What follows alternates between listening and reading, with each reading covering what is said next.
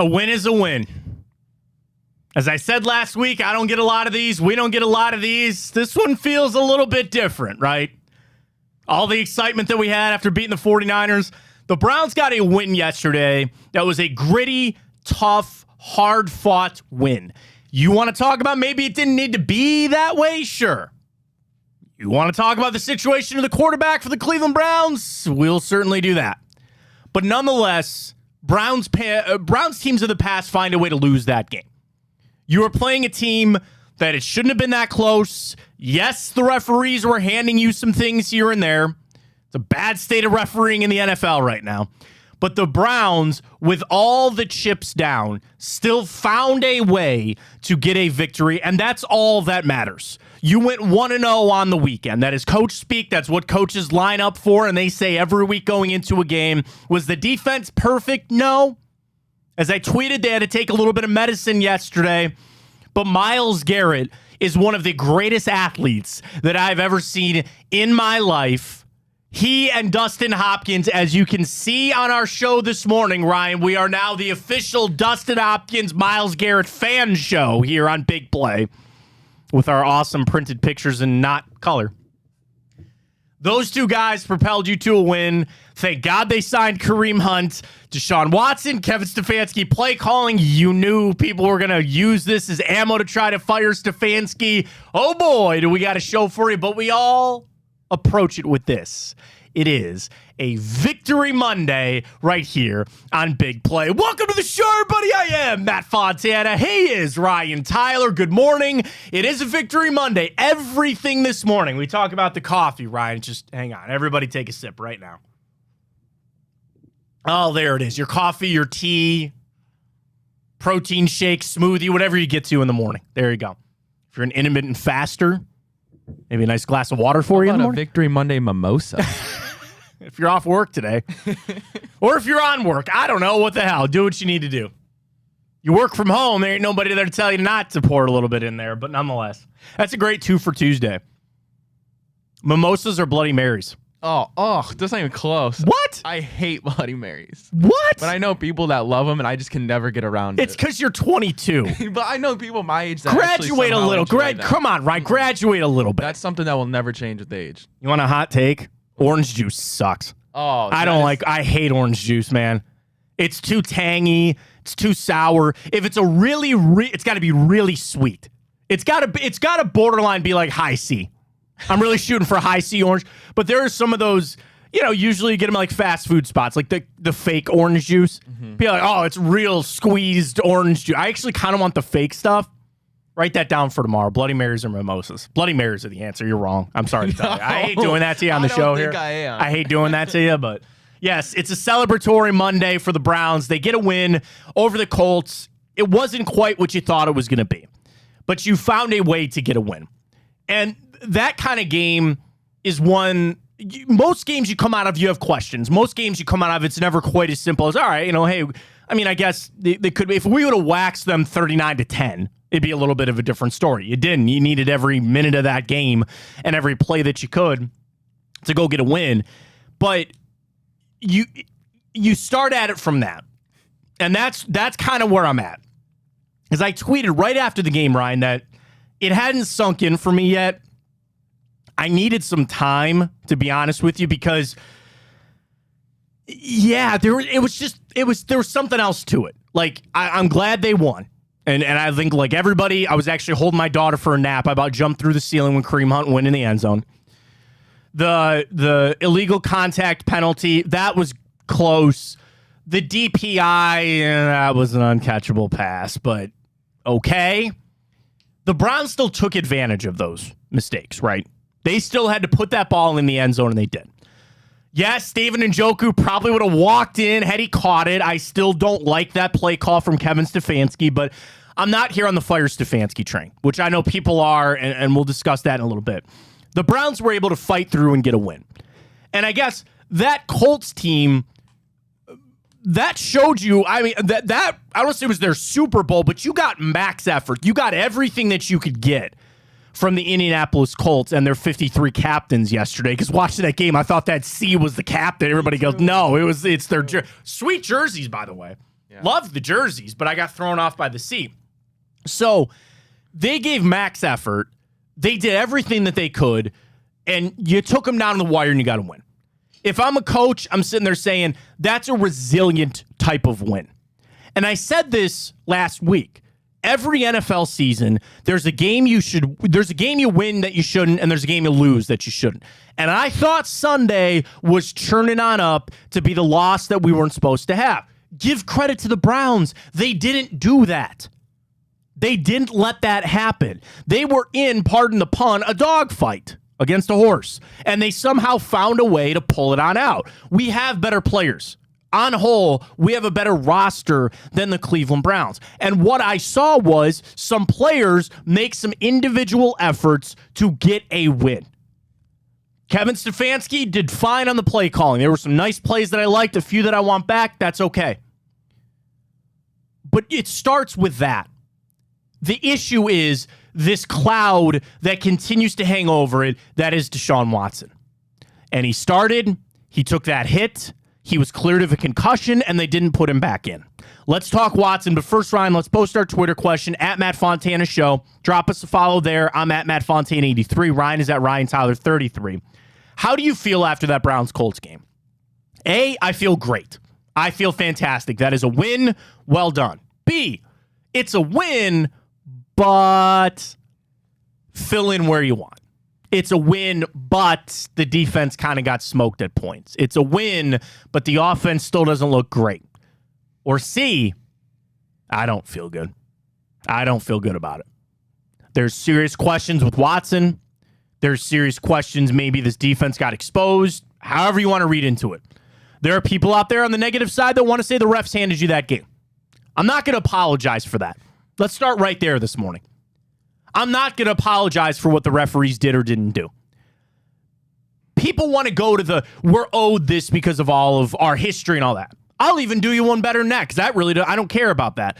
That is how the NFL operates. And as long as they will have human beings on the field making judgment calls, some will go your way and some won't. That's not my problem. That's not the Cleveland Browns' problem. And I know the Colts and the fans of Indianapolis are waking up this morning and they're about to go burn down the NFL headquarters because they're pissed off. Sure, and I understand. That's not my problem. That is not my problem. They made the call. That's how the NFL wants to operate. Is the NFL officiating the worst that maybe I've ever seen it? Yes. Watch any game. Any game. And there's a shady call. There's a questionable call. There's a game-changing call. I think the NFL likes that. They like being able to have that part of the game. This isn't like baseball where they're going to have the robo-umps one day. Everybody complained about the eye in the sky. That's not here. So as long as that is a part of the game, I'm not going to apologize because that is the game. The Browns got to play the game. The Browns are played to play the game that way. And as long as it's set up that way, you got to deal with it. The same thing with the tush push, which we'll talk about later after Sunday Night Football. That is in the rules. You play the game that way. So I'm not going to qualify anything by and in fact, of the whole list of things, I don't even know if we'll talk about the referees beyond this, Ryan, because that is a non-factor to me. If people really want to try to tell me that game was twisted on the refs or the refs won us that game, I don't care. I'll tell you this. You are entitled to your opinion, and I respect your opinion. We need more of that in this world. Whatever your opinion is, I respect it because it's your opinion. But I'm not going to agree with it, and I don't care. So you can keep that opinion if you want to say the refs handed you the game. I'm not listening to it because that's how the game is played. So that all aside, let's talk about the other big part of this was Deshaun Watson. So he started that game as I think we were all asking for. And I'm not going to lie, Ryan, there was a little sense of relief for me when Watson started the game because my world is not going to be right with the Cleveland Browns until Deshaun Watson is right. As good as this defense is, as awesome as P.J. Walker, well, he did okay. My world will not be right until Deshaun Watson is right. And I will just have this uneasiness until he is healthy. There's nothing that you, me, Deshaun, the Browns, anybody can do about it because it's an injury. You have to just play this out. But I will always kind of feel off about it. So he starts an abysmal 1 for 5, which at one point in the first half, with I think, 3 minutes to go, the Browns only had one completion. And he threw the interception. Oh, my God. And the interception that got called back. That interception that got called back. I could do an hour on that. That's not a rust thing, man. Somebody tried to make the excuse, because I can't think of a better term, that he could have made that throw if his arm was healthy. And I go, yeah, he would have just made it easier for the DB to pick it off. He wouldn't have had to go to ground. Actually, if Deshaun Watson's shoulder was healthy, that would have been a clear-cut interception because it would have hit the DB in the chest. That screamed, doing too much. And your favorite word, Ryan, rust. He didn't even see that guy. And he tried to make a play. So then Watson gets slammed. And the first thing that we all thought, is it the shoulder or is it a concussion? Because he clearly hit the turf with his head. And we all start worrying and wondering what happened. Here comes P.J. Walker. Goes into the game. And we're all still waiting for updates on officially what happened. And the Browns were a little guarded on it. We didn't really find out until the second half because we're all just asking, is it a concussion or a shoulder? Then it comes out that he passed concussion protocol and could have gone back into the game. The Browns made the right decision there. This is coming from a guy that just said, my world is not right until Deshaun Watson gets right. But it was clear he could not play in that game. And they tried to get him out there. Did they further that injury? Well, I go back to last week when they said that this injury can't be furthered by playing. So I hope that that is true. But they made the right call. Whether it was performance-based, which I understand people say shoulder be damned. He wasn't playing well. He had to bench his ass because he wasn't playing well. But then to clearly understand he can't win us this football game. And you got to turn to P.J. Walker. The Browns made the right call. The bonus is that you won that game. Because I don't want to think about the show that I'd be having to do today. If you lost the Colts and Deshaun Watson had to sit out, it would be chaos. It'd be anarchy right now. The Browns stole one. If you want to say, however you want to cut it up. They shouldn't have been in that situation in the Colts. But it was a perfect storm. Here's another positive for yesterday. The Browns are able to sit Watson from further damage, and you still won the game. Now, I don't think P.J. Walker's going to be able to go beat the Seattle Seahawks this weekend. I don't think that. And what did Kevin Stefanski say after the game? Oh, no, Watson's going to play. Well, we heard that going into the bye week against the 49ers. That tells me that they just, something wasn't right. And they sat him down. You want to play the game of if they should have sat him or if they should have played him? I think the right call was to play him. And they made the right call of sitting him down. So I will sit here today and say that's a good job on Kevin Stefanski and his staff. I think they actually played that out properly. He was ready to go. He practiced in full on Friday. You put him out there. And then when you realize he was not playing well and then further injured himself in one capacity or another, you pulled him and you played out the game and you somehow got a win to try to keep the rest of the season afloat. Because if he'd have separated that shoulder right there, we'd be in a lot of trouble. And I think the Browns played that out the best way possible that they could. But now my uneasiness is still there. I will enter this week similar to how I have the past couple of weeks. This game of back and forth. Is he playing? Waiting for practice reports. I've never been so interested, Ryan, to see a quarterback throw 10 yards. You know, Zapruder film, watching all the film from Browns practice, trying to understand how far he's throwing the football or not. Now I got to sign up for that for another 5 days. You would think that after all the practice that I've had, I would be better equipped to handle it. I will sit here and tell you I'm probably not, and I'm going to be neurotic all rest of the week waiting to see if Deshaun Watson plays or not. And there's a world that the Browns say we are 4-2. Their playoff percentage chance jumped to near 70, Ryan. Their 4-2 start. It is only the third time since 1999 that through 6 games the Browns have started 4-2. They've never been 6-0. They haven't been 5-1. They've been 4-2 2 other times. 2001, which you should have gone to the playoffs if it had not been for Terry McCauley, and Bottlegate. I'll never forgive him for that. I'll never forget him for that because he's the analyst on Sunday Night Football for MDC now.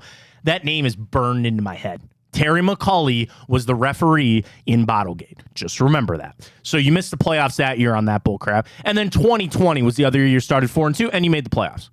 So you are staring down the barrel of what should be a playoff season. Great.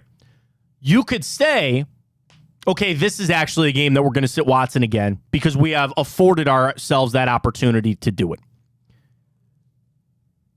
But when Kevin Stefanski comes out after the game and pretty quickly says, oh no, Deshaun Watson's going to be able to play against Seattle. Did that sound like an ultimatum, right? Because I don't know why, that people are trying to play the game and there's drama, okay? I didn't create it. You didn't create it. It's just there. This drama of Watson's not playing. Why isn't he really playing? The injury, the pain management, he's cleared. There are people just riding to die on the he's cleared to play. Kevin Stefanski coming out right after the game after Watson got hurt again and said he's playing again. I'm sorry, and this is probably wrong of me to say, that came off like an ultimatum to me. Like, that's just me. And I'm probably wrong for saying that. That's how it came off to me. So if you approach it with that state or with that in mind, and maybe the injury wasn't that bad and they know, like, we're just going to, another week of rehab and all that other kind of stuff, we'll get him ready to go for Seattle. Then you come back to the issue on the field. It is clear that Deshaun Watson in 5 passes didn't look like Deshaun Watson. Threw the interception, should have thrown the other one, and he looked, I don't want to say skittish in the pocket, Ryan, but that's always my thing with a quarterback when you talk about rust. It's the pocket presence. It's how you handle the pass rush. Watson does not seem to have that. He lost that, and that is understandable when you don't play football for a while. I could make the case that he's still not regained it from the suspension. Think about how choppy the Deshaun Watson timeline has been. Out 11 games, plays 6, hits the offseason, a little preseason, plays 3 games, misses, I'm going to say 3 games, missed 3 games. He missed Sunday, basically. And now it's just the back and forth.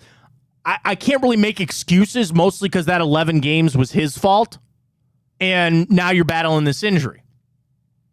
But it's almost like he needs a month break to get back. He needs to go back to training camp.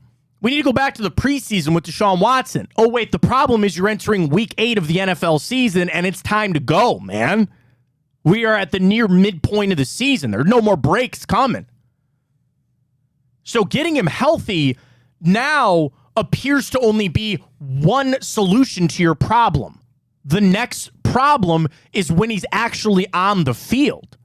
And you don't have a run game to just ease him back in. That's what I was hoping for the Colts game. What did I say on Friday? I said, okay, if Watson plays, maybe we can ease him back in.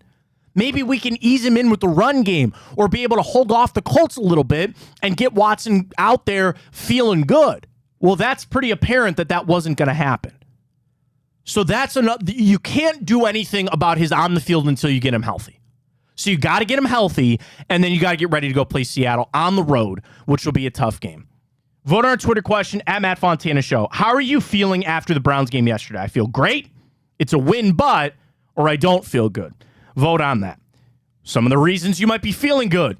Dustin Hopkins and Myles Garrett. If you can't tell that this is a picture of Myles jumping over the line in one of the most athletic feats I've ever seen from a 275-pound man. He took one step and jumped over another, well, not standing up, but still, jumped over the guard. I thought he jumped the center. Oh, no. He jumped the guard. Blocked a kick that led to a field goal. The strip sack to the touchdown. The record that everybody's talking about today. Myles Garrett, before 28, nobody has more sacks in NFL history than him. Was it Bruce Smith or? It was Reggie White. Reggie White. God. People still, no matter how much you bring up Reggie White's nickname, it's not brought up enough. The Minister of Defense. One of the sweetest nicknames. And like, sweetness is a good one, the Walter Payton. But God, the Minister of Defense. Reggie, the best. So now Myles Garrett has that record. And we talk DPOY with him. There's your game. Like, for this season. And I know there's a lot of debate and discussion about Myles Garrett. He wins a Defensive Player of the Year. You fit him for his jacket in Canton the day after. Even without winning one, I still think there's a really, really, really, really good chance that he makes the Hall of Fame. I apologize. I should have looked this up earlier, Ryan. All-time sack leaders. Because what's he got, 82? Okay. Obviously, Bruce Smith, Reggie White, Kevin Green. What I'm looking up is, Ryan, of players that have at least 100 sacks, and 100 gets you to top 40. And Myles will do that in his career. This is probably more apropos. If you get to 125 sacks, you are all but assured to be a Hall of Famer, right? Of this list, Bruce Smith, Reggie White, Kevin Green, Chris Dolman, Michael Strahan, Jason Taylor, DeMarcus Ware, Richard Dent, John Randall, LT, Ricky Jackson, the late, great Derek Thomas. Those guys are already all in the Hall of Fame. Players with 125 sacks that aren't. Dwight Freeney probably will go. Leslie O'Neal, probably not. John Abraham, I don't think so. Jared Allen's going in. Terrell Suggs is going to go in, and Julius Peppers is going to go in. So that list of players, and I don't know, what is that, 20-odd some? There's only 3 that aren't in the Hall of Fame or won't be in the Hall of Fame. Von Miller's got 123.5. He will be going to the Hall of Fame one day. There's your mark. Myles Garrett's 28. So if I do that quick, which you know me in math, 18 and 25, 43 more sacks, that guarantees him a Hall of Fame. Guarantees, in my opinion.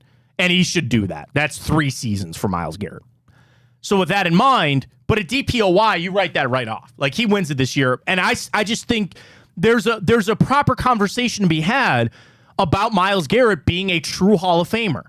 And there are players that you see on the field that are still playing that you know without a doubt Travis Kelce's going, Patrick Mahomes is going, and there's a list of guys that are kind of on the edge. You think, okay, maybe this guy will make it or maybe this guy won't. I think Myles Garrett is dangerously close to entering that conversation of we are watching a bona fide Hall of Famer, and there's no question about it. I feel that way, that he's going to go to Canton anyway, but to make it like no questions asked, to just completely wipe that away, he's pretty damn close. Like, I think he's pretty close. And a DPOY, without a doubt, will solidify that. What yesterday was to the voters, like, you need that signature game. You need a game that you won it as a defensive player. That was Myles Garrett yesterday. That was Myles Garrett. And it does not matter who you play. It does not. I say that. People want to say, okay, it matters in the playoffs and it matters in big rivalry games and stuff like that. Sure. But the fact is that from a defensive end situation, Myles Garrett created 10 points for you yesterday on the blocked field goal to the field goal and the strip sack for a touchdown. And then all the other plays that he still made out there. Find me a defensive player that does that in a game. And it's rare, right? Like, you might not ever see a game like that from Myles again. And I think a lot of people would say his signature game was that Bears game when he had 4.5 sacks. I think that's, you want to put this on put this on Twitter, Ryan. Do you believe the Colts game was Myles Garrett's career signature game to this point? To this point. Because I think it was. That Bears game was even less than the Colts. The Bears are nothing, right? The Colts are a feisty team. I think he had a better game. I truly think he had a better game than he did in that Bears game last year. And then you add the fact that it propelled the Browns to almost double their playoff chances, that you did it to improve to 4-2. If we fall the rest of the season and don't make the playoffs, there will always be that hindsight. There will always be that look back and say, oh, it really wasn't for naught. Not today. Not today. Today was We needed that. We got it. And I'm not saying we locked a playoff spot by any stretch of the imagination, but Myles Garrett won you that game with Dustin Hopkins, who I will talk about in just a second. Where'd you be without those two guys right now? Thank God. That was, to vote on our question, which we'll put it up at Matt Fontana Show, I think that was Myles' signature game. That was it. That's a game that I'll remember for a long time. For a lot of craziness, but again, just... It's a little like Kelsey, too, because if you go back and watch the strip sack for the touchdown, he was double-teamed, and he still got there. I was screaming for a safety. I was hoping that there was a hold in the end zone. And then when he got past him, I was like, oh, Minshew's going to throw this away. And then I go, oh, my God, he didn't. And Myles got him. It's unreal. And the final thing I'll say about Myles, you need guys like him that say, I'll take it. I'll take this on. This game's going bad. We're missing our quarterback. We're not doing a lot here and there. Lord knows he's got the shoulders to do it. I will take this on. I will shoulder this, get on my ass, and let's go. Follow me. I'll be the one to do it. And then it becomes contagious. Denzel Ward with a nice little intercept. All these other things become contagious. All these other things start to happen. And the pressure, I'm sure, comes off the offense when you see guys like Myles making those plays. And then even walking into that locker room today, they're back in the facility. They're getting to work, right? To look at Myles Garrett and just know, I'll follow that guy. That's a guy that knows where we're going. It just takes the pressure off. Thank God for Sashi Brown. You never thought I'd say those words in a million years. Thank God for Sashi Brown.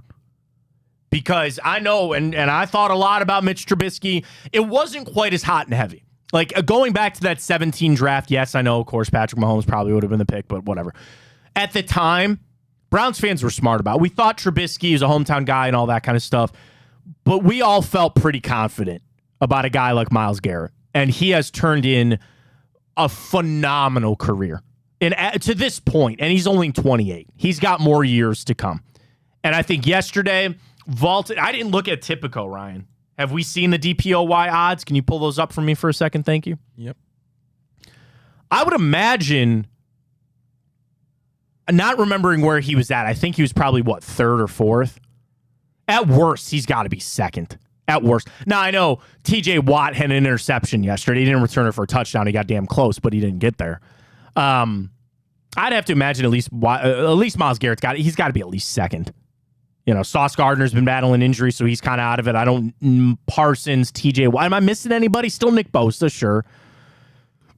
But I'm remiss, man. I don't really see, and jaded watching that game, sure, but I would imagine that Myles has to be right up there. So we'll look those up. So Myles is currently third at plus 230. So Watt's got to be ahead of him. So actually, Micah Parsons is on Typico. This is plus 190. We love Typico. And yeah, Watt is second, plus 210. Okay, that's that. I'll listen to that. It threw me off because it says Trent Jordan Watt, and I'm like, wait, who's that? And then I'm like, oh, duh, TJ. TJ. That is his given name. Guy? Trent Jordan. Yeah. JJ, I don't know why I know this, is Justin James Watt. And then there's Derek Watt, who just goes by Derek. So, fair enough. They really put Trent Jordan Watt on that? Yeah. I was confused. I'm like, wait, who is that? Being proper there on Typico. Hey, I appreciate the properness there on Typico. Use that code BIGPLAY150 when you sign up. We'll get to our picks. I don't even want to do that. You don't want to do them. No, I don't. You don't. Ugh. Is there a lighter in here? No, literally. If Jerome Ford didn't get that first rushing touchdown, I would have lost every single bet I made yesterday. Really? I would have went 0 for 9. I went 1 for 8. Yeah, we had a fluky, funky, other F word type of weekend there on Tipco. We'll get to that coming up.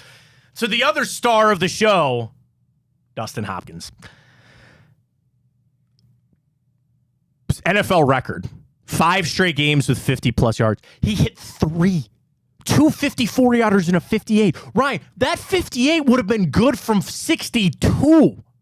What a strike from Dustin Hopkins. And I know they went with Dicker the kicker there over in L.A. What a move from Andrew Berry. That cancels out the Josh Dobbs thing. I was waiting. I wanted to send this out, but I figured I'd save it for the show. For as bad as I feel like the Josh Dobbs trade was for Andrew Berry, the Dustin Hopkins trade, they cancel out. What a move. Now, you also have to remember the chutzpah that it took for Andrew Berry to cut a drafted kicker a year after they drafted him. Because I really thought going into the season that there was no way they were going to cut Cade York. I really thought that because he was drafted and because they let him work through it. So it took a lot for Andrew Berry to swallow that pride and make the right move. And oh boy, did he make the right move. Kickers are so weird. You have your Tuckers and sometimes even your McPhersons, or, we saw Jake Elliott last night for the Eagles. But a lot of times what you want, or what is more often, not what you want, but more often what happens is you just want to find these guys on the upswing.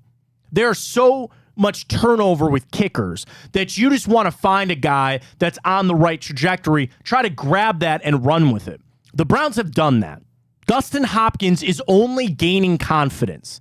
He's walking around with some swag. Of all the positions in football, you want to know maybe the most mental of them all is kicker.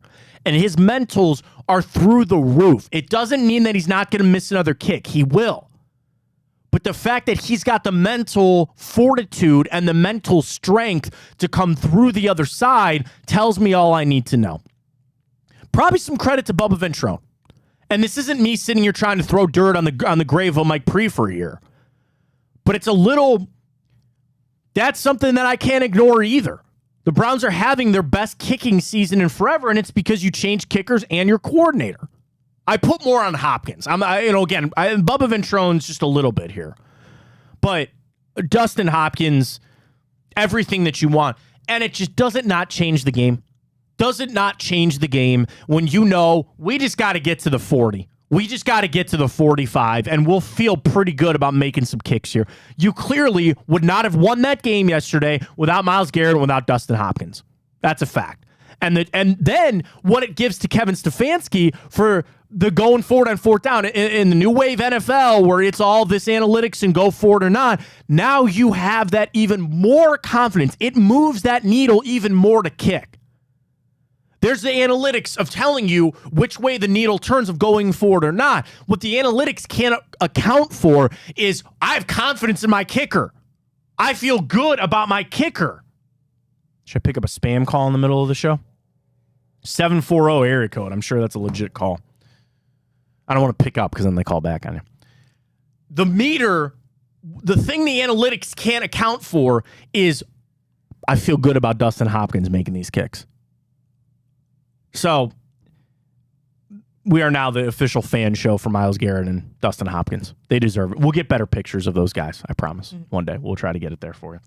All right, let's jump in the Twitter inbox. There's a lot more I want to get into. Stefanski, the play calling at the end, the Loon group out there. So I'm going to start calling them the Loon group, the Fire Stefanski group. But let's check our Twitter questions. First off, do you think yesterday was Myles Garrett's signature game in his career? I certainly say yes. That is up early at 85-15. Ryan, cast your vote on that. Do you think that was Myles Garrett's signature game of his career? Absolutely. I don't think it's I like you go back to that Bears game where he had the 4 sacks, but I've never seen a Cleveland Browns defensive player shape the way a game played out more than I did yesterday with Myles.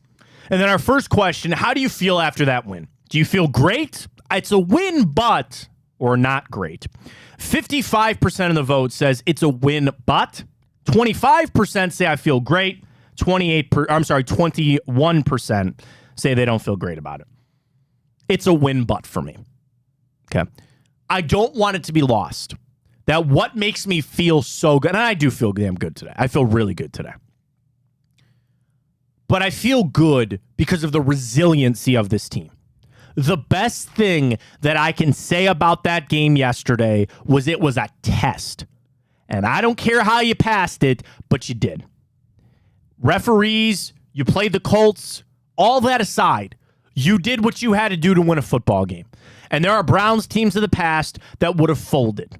So that is the best feeling that I have yesterday. I feel good about Myles. I feel good about Dustin Hopkins, certainly. But I have other things. My world will not be right until Deshaun Watson is right. Defense got a little exposed on some things yesterday. Is it time for the boombox to go? Seriously. And I'm not one of these get off my lawn guy. I really can be. This is one that I understand. Anybody that's ever played a sport and you're around teammates, there's something that you build, that camaraderie, that little thing. And I know that sometimes to play good, you got to feel good. What do they say? Look good, feel good, play good, right? And I don't want to take away any swag and momentum from this team, okay? The boombox thing was great against the 49ers because you won. They bring it out yesterday, and they took a little medicine on the field. So I'm not ready to take it away, but you better have a better performance against if you want to make that to be your thing. Because, Ryan, there was a point that people were screaming, oh, best in the world. Best in the world. They want to start with that moniker, and they play like that. It comes with the territory. When you're going to have the swag, when you're going to have that momentum, sometimes there's going to be the pitfall of it. So the defense took a little medicine. I liked some of the things I saw on offense. P.J. Walker, I don't want to say played any better than he did in the San Francisco game. I think he was just P.J. Walker. I mean, there's a case maybe played a little worse. And you had to find the run game. So it's a win but for me. That's how I cast my vote. Ryan, cast your vote, please. Well, I might be feeling a little bit different tomorrow and later this week, but as it stands on a victory Monday, right now, I feel great. Good. Listen, good. That's fine. The Cleveland Browns, they play football. They don't walk down a runway. It doesn't got to be pretty. A win's a win. I'm happy for Cleveland right now. The Fire Stefanski Brigade will always be there. And people need to understand that. That is part of being a head coach in the NFL. There will always be a group of people that want him fired. And on the most part, they're the loon group. I'm calling them that because they're crazy. Was I critical of the last of some of the play call at the end of the Njoku flip? Sure. And when he scored a touchdown, if he caught it, yeah, fine. At the end of the day, can we appreciate what Kevin Stefanski has done this season? He is 4-2 with 3 of those games played with Dorian Thompson-Robinson and P.J. Walker. He does not have Nick Chubb in the backfield anymore. He's missing his all-pro right tackle. And he has kept this team together, where a lot of people need to remember it's not just the play calling. Yes, that's a big part of what he does. But a head coach is a culture setter and sets the mark of what he expects for his team. Don't ever forget that. He is a guy that we were loving because of how he navigated the COVID year. Ryan, this might actually be even harder. This might actually be a better coaching job by Kevin Stefanski than the COVID year because of all of the things that he's had to deal with.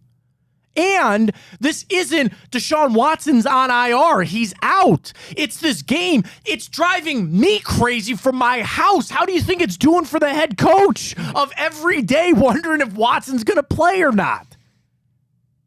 And then finding out that, okay, he plays, but then he doesn't. And then you got to turn it to Kareem Hunt. You got to turn it to this. And the Colts, they're not the Chicago Bears. They're a team that you realize is pretty good. And then if you want to say that it's more defense and that doesn't apply to Kevin Stefanski, bull crap. He hired Jim Schwartz. Just take it for what it is. That there will always be that group out there of people that want Kevin Stefanski fired. Do you want to know what I'm going to say to you right now? Stop listening to them. Because that's how they're always going to feel. They got some bug up their ass about it. There's something that is ingrained in their head. They will never change. That's fine. Let them be that way. Don't listen to it, though. Don't. This is, again, it doesn't mean that I was real happy with the Njoku flip thing, okay? But you still scored a touchdown. You still won the football game. He's still making the right decisions about when to go for it and not. And I am of the new wave. I like being aggressive. I like going for it. I do. But there are some times that you just got to say, no, just take your points. I was screaming on Sunday Night Football last night with Mike McDaniel just to take his points, and he didn't. Cost us some money. Did it not? Oh, no, not for young Ryan there. Just for me. So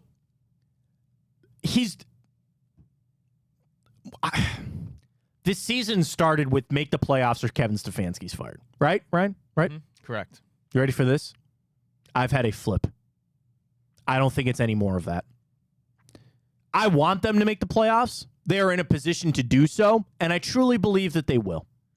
But I am ready to sit here today and say Kevin Stefanski deserves another season, no matter what.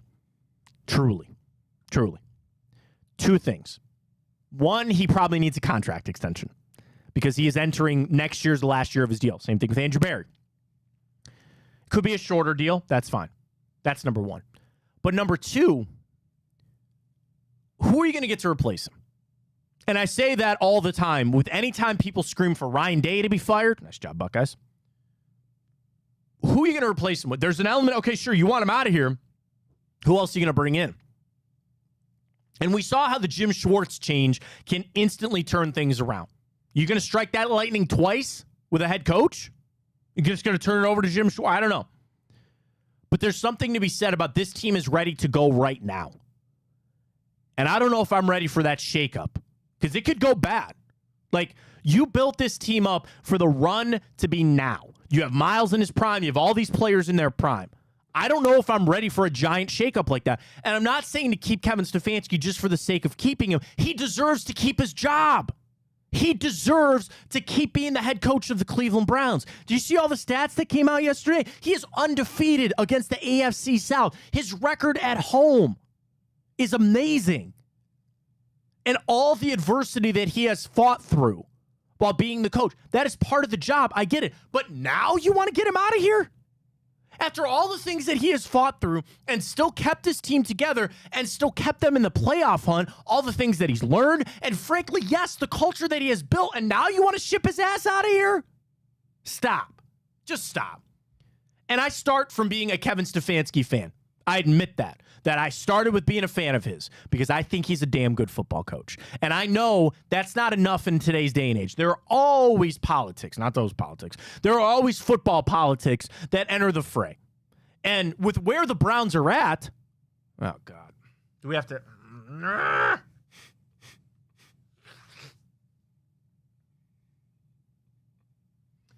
Remember when the conversation was going to be that the Browns were always all in on Deshaun Watson? And they defer to Watson over Stefanski? Do you really feel the same? To steal that thing from that comedian? You sure about that? Are you sure about that? A lot of people divided that up. Do you like that impression there? You like that? A lot of people divide that up, right? Like, they're not going to fire the player. And I don't know why it ever had to be that way of like Stefanski versus Watson, like they could coexist here. But tell me that shift. I don't want to post this question because it's blood, money in a way, and I think it's unfair. But if you were to ask people, who do you have more confidence in for the future, Deshaun Watson or Kevin Stefanski? Your answer is Kevin Stefanski. Matt, remember last time the Browns decided to roll with a player instead of a coach? That would be one. Johnny Manziel when we had Kyle Shanahan. How'd that turn out?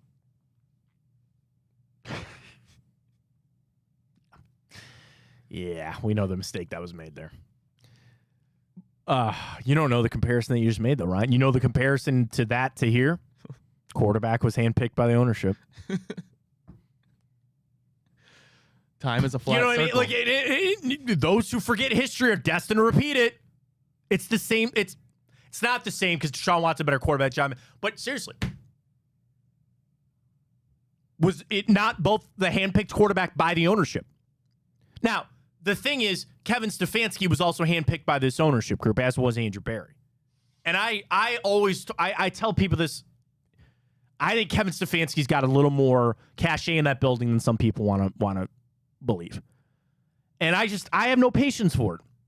I've got no patience for the people that want to just bring up they lose 4 out of their next 5, or they go on some skid, or Stefanski is just doing malpractice. Like, we see some head coaches with just coaching malpractice, right? That ain't it. That's just not it. And the there's always going to be that group. And just understand that, because I see a lot of people on Twitter that get angry with it and they try to defend Stefanski and all that kind of stuff. Just understand that that group will always be there. They're always going to be there. And the thing is, I don't know if they can even truly enjoy this. There are groups of people out there that are always going to be anti-Deshaun Watson and anti-Kevin Stefanski. Watson for what he did off the field, and Stefanski just because he's the head coach. That's just how it goes. And I don't know if they're truly going to be able to enjoy this ride. The Watson thing, you're entitled, well, really with both, you're entitled to your opinion and how you feel about it. And I do know people that have sworn off the Browns after the Deshaun Watson signing, and they'll come back when he leaves. That's fine. And they're, as long as you accept that that's how it's going to be. But with Stefanski, let me ask you this, Ryan. What has he done to piss you off? Not you, the proverbial we. For the people that are so anti-Stefanski, what has he done that has really upset you that much? I can't think of much in the 2020 season, COVID playoffs, that was all good and dandy. You want to talk the handling of Baker Mayfield, and the Baker Bro group was very, very strong. And I've seen this from multiple places. I know Ben Axrod's mentioned this. Shout out to Miles on Twitter, Brittany. She's the best. Gage's a good friend of mine, Danny. Well done for Danny. Sorry for Brittany. She got to put up with him. That the Baker Bros have now morphed into the anti-Stefanski group. Like, that's what they've done. They have like, from Power Rangers, they brought out the Mighty Morphin thing. They pulled it out, and instead of becoming a T-Rex or a Triceratops, they have morphed from being Baker Bros to the anti-Stefanski group. That is what they've morphed into. God, I miss Power Rangers. But they're just going to be that way. I just ask why. Because even in 2021, how did he handle the Baker injury? What'd you want him to do, right? Last year, what did you want him to do? He didn't have, and if those are bad excuses, I guess, I mean, you can only do so much. And we know coaches get fired because of quarterbacks more often than not. Matty Eberflus going to lose his job in Chicago because of the quarterback situation. Although, good job by Tyson Badge getting that win yesterday. Like, you pair a quarterback with a coach, that's your dream. And when it goes bad, sometimes they both fall. The Fire Stefanski crew, I don't understand them this morning. I really don't. Again, doesn't mean I can't be critical. It doesn't mean that there's something. And I'm telling you what, I know that Kevin Stefanski will say that there were some things he wanted back from that game. There are some things that he wanted to come back from that game. And some play calls, it's like anything. It's not ever going to be perfect. So that's kind of where I'm at. Other things I want to recap for the show. All right, we always do our long opening segment on Victory Monday. Appreciate everybody joining us this morning. Come 10 o'clock, we'll get into Around the League. I want to do the good, the bad, and the ugly, as I always do. We'll do that in hour two. Recap that big Ohio State win over Penn State. Nice job, Buckeyes. Good cover there. And then we'll get into our bets. We got Monday Night Football. We got a baseball game tonight. So we'll get to that coming up with Typical a little bit later. So stay locked and loaded. Some other things I just want to kind of recap from the game. I want to shout Grant Delpit out this morning, because I think a lot of people saw that play late when he first off, was it Jonathan Taylor or was it Zach Moss? The running back was standing up, and instead of pushing him to the ground like they normally do, he let him go, and then he got decked by that offensive lineman. I want people to take notice of that in Grant Delpit. I want to make sure that it's noted here on the show. That's well done on Grant's part. That was a damn good job on his part, because if he had retaliated and he had thrown a punch, 15 yards, first down for them, and we'd be in a world of hurt. You, in part, won that game yesterday because Grant Delpit kept his cool and had his head on a swivel. Great job by Grant Delpit. I don't want that loss today. That was a damn good job by Grant Delpit on that. I'm a big Grant Delpit fan. I think he's earned himself a lot of money. I hope it's here in Cleveland. Denzel Ward, great job on him. Jerome Ford injury, man. That's going to be, I'm waiting to see what that. But I saw some Kareem Hunt yesterday, man. And I saw the Kareem Hunt that I think we're going to need for the rest of this ride on out here, man.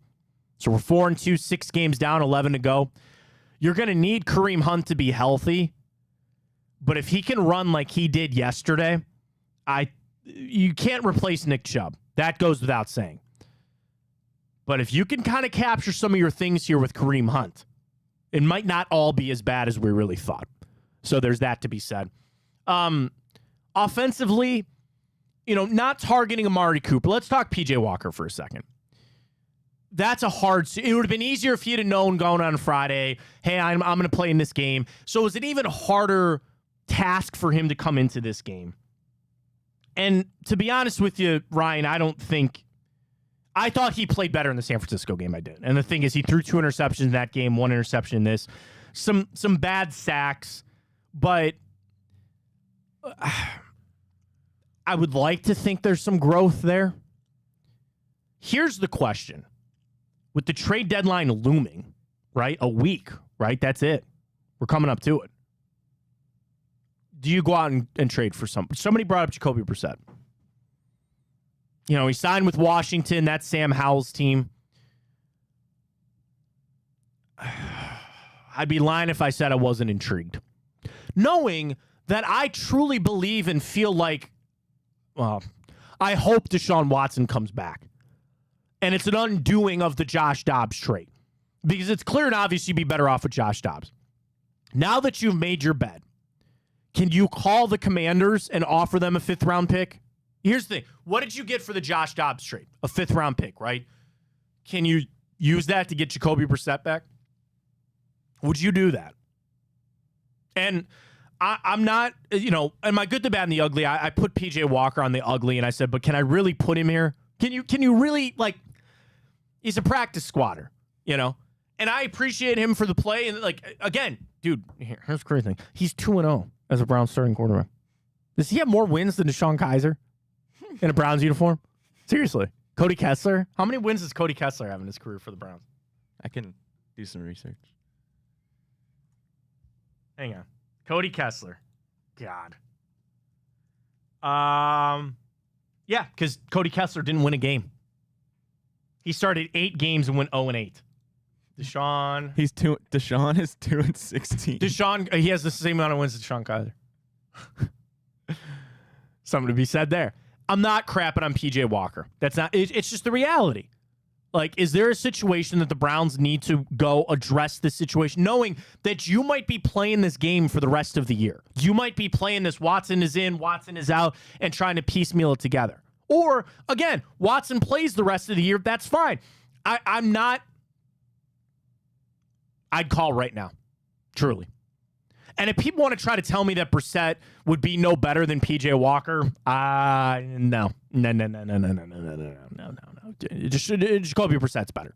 By a lot? No, but he's better.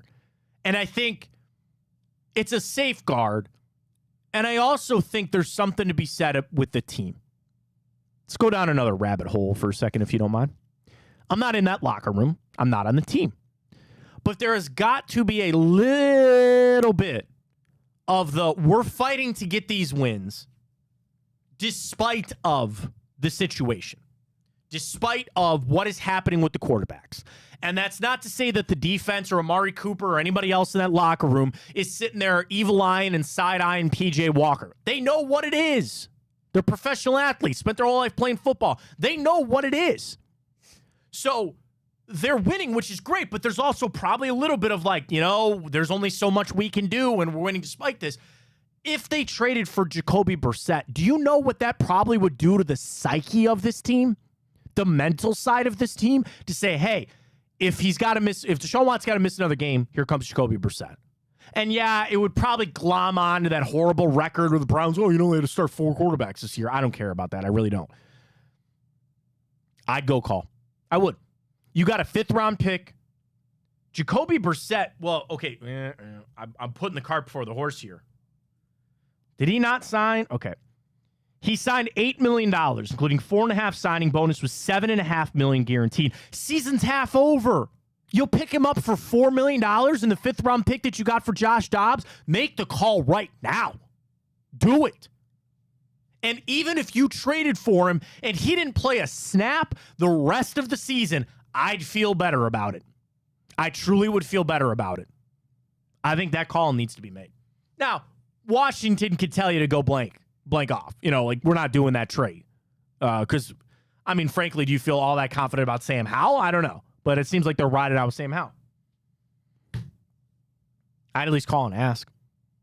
And I'd feel better about him just being here, even if he didn't have to play the rest of the season. Just having that security blanket. And yes, was there that mistake by Andrew Berry by trading away Josh? Yes, it's apparent now. And it's the funny thing about life. and I'm going to say this and somebody's going to have something pop into their mind at work or at home or whatever. Sometimes mistakes only get revealed when they're found. You could have a mistake, but if nobody finds it, then what's the big deal? You know, your framing wasn't quite up to code, but once the drywall goes up, nobody sees it. I come from a family of tradesmen, so that's usually where my references go on that. You know, that electrical is not quite wired right, but once the cover goes on, who's going to see it? Now, the inspector comes, which you should get inspections. They'll find it. Sometimes mistakes only get revealed when they're found. That's kind of the situation. We wouldn't have said a damn word about trading away Josh Dobbs. Because, again, where were we at when we traded him? Oh, man, Dorian Thompson-Robinson, here we go. You never thought it was going to go the way it went. But you still have time to remedy that.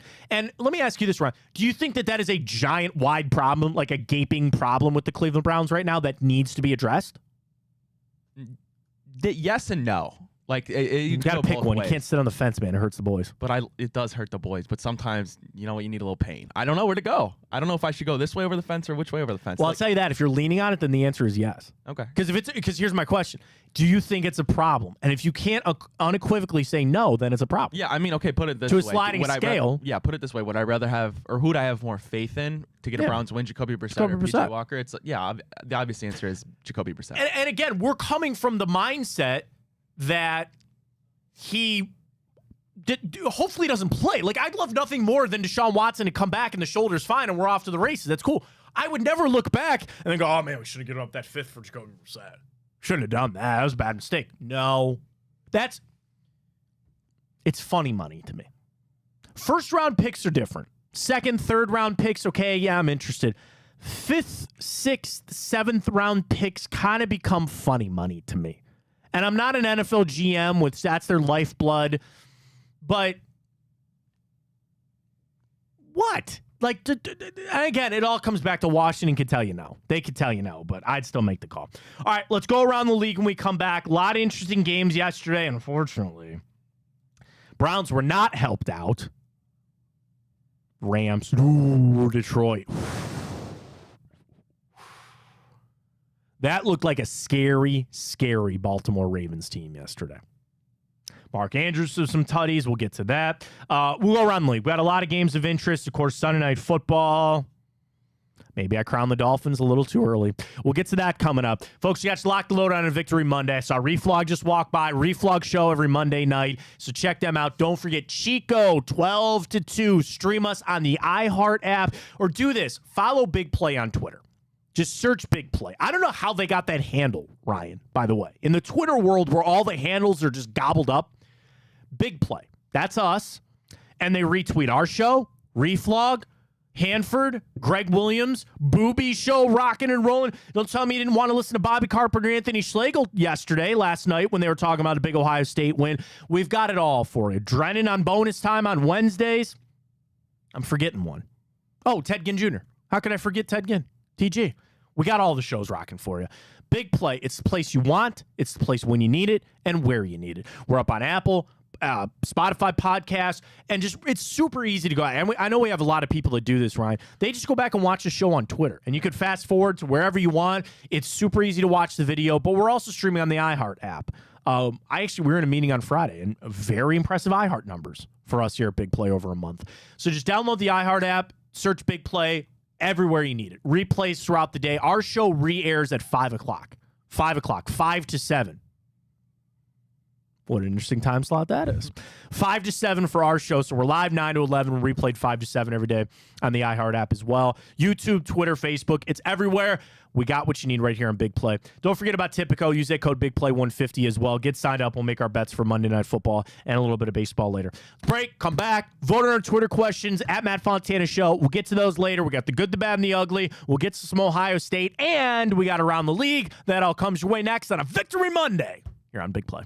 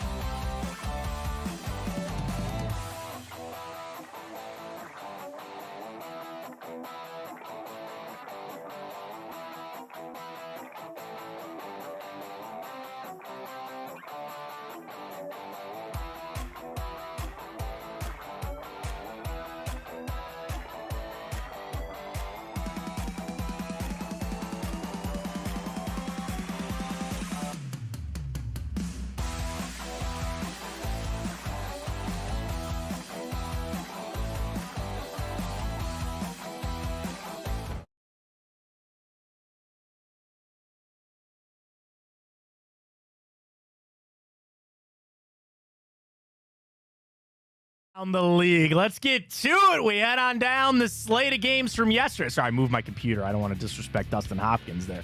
Young Ryan, well done. Opener for Around the League. Let's get it started. Take it away. Alrighty, well, Matt, you might have been onto something earlier this year for the people who missed your little Bills missing the playoffs take. Not a great game for them. Lose to the, dare I say, awful New England Oh, they're team. terrible. Mac Jones gets the W. They come back with a fourth quarter drive, win the game 29-25. So that bet hurt because we both took Buffalo.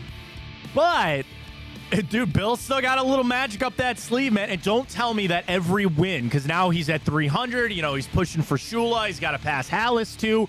Like, he's going to, like, again, they're going to scrap and fight for every win. Because I've said it, the only thing that he really cares about is that win record anymore. And if anything, for the Patriots, they're happy because they're like, yeah, okay, now you're one closer. Buffalo, you can't do that. You can't just sit around and go, all right, we'll show up eventually. Like, yeah, Stephon Diggs turned it on later, 6 for 58 in the touchdown. What happened to Gabe Davis in that game? Like, Josh Allen, he's going to cost, like, I said it. And Sean McDermott, I think, is a really good head coach. The handling of that DeMar Hamlin situation probably is right up there with a lot of people and on how well he did that. He's going to lose his job if they miss the playoffs. Here's the crazy thing, folks. Think about this right now today. The Browns have a better record than the Buffalo Bills. Browns have a better record at almost halfway through the season than the Buffalo Bills. Tells you something. They look like a disorganized team. They look like, I don't want to say not mentally strong team, but what did they do? Why did they lose that game yesterday, Ryan? They played down to their opponents.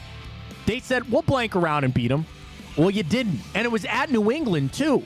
So that was the other hard part of it. Yeah, Mac Jones showing up. I think the frustrating thing, if you're a Patriots fan, you go, well, where the hell was all this? That Gesicki throw was a nice throw. And if you want to say that he went into a game feeling like they were going to lose and just let it air, like that's kind of like the Baker situation. He played better when there was no pressure. Like when he could just go out there and sling it, he played better. If I'm New England, it doesn't sway me on what Mac Jones is or isn't.